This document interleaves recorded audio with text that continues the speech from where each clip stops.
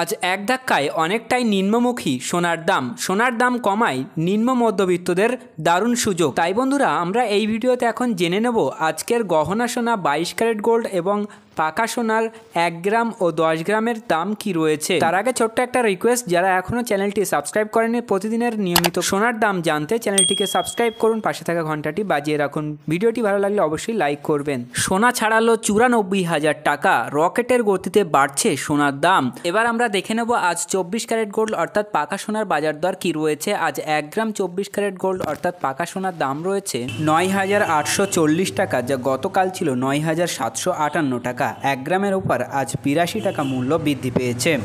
10 গ্রামের দাম রয়েছে 98,400 টাকা, যা গতকাল ছিল 97,580 টাকা। 10 গ্রামের উপর আজ 820 টাকা মূল্য বৃদ্ধি পেয়েছে। তো বন্ধুরা, এবার আসুন আমরা 22 ক্যারেট অর্থাৎ গহনা সোনার দাম জেনে নেব। আজ 1 গ্রাম 22 ক্যারেট গোল্ডের দাম রয়েছে 9,020 টাকা, যা গতকাল ছিল 8,945 টাকা। 1 গ্রামের উপর 75 টাকা মূল্য বৃদ্ধি পেয়েছে।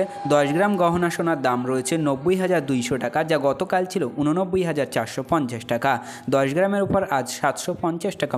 আমেরিকান প্রেসিডেন্ট ডোনাল্ড ট্রাম্পের শুল্ক নীতির ফলে বিশ্বজুড়ে বাণিজ্যের যুদ্ধের আবহ সৃষ্টি হওয়ার পর থেকেই সোনার দাম বৃদ্ধির প্রবণতা দেখা গিয়েছে।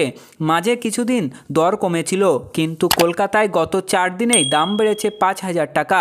শুল্ক বাড়ানো নিয়ে চীন এবং আমেরিকার মধ্যে প্রতিযোগিতা শুরু হওয়ায় আর্থিক ক্ষেত্রে যে অনিশ্চয়তা তৈরি হয়েছে, তাতে লঙ্ঘিকারীরা সোনাকেই আঁকড়ে ধরেছেন। সেই তালিকায় শুধু সাধারণ লঙ্ঘিকারীরা নয়, রয়েছে বিভিন্ন দেশের শীর্ষ ব্যাংক। তারা বিদেশি মুদ্রার ভাণ্ডার বাড়ানোর বদলে সোনা কিনছেন, যা বিশ্ব জুড়েই ধাতুটির দাম বাড়াচ্ছে।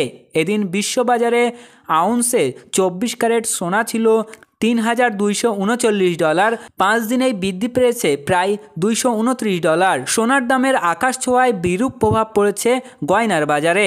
মূলত কেনাকাটা কমেছে মাঝারি ও ছোট দোকানে। বনগাঁর সোনার দোকানের মালিক বিনয় সিংহের দাবি, বিক্রি 50%-রও বেশি কমে গেছে।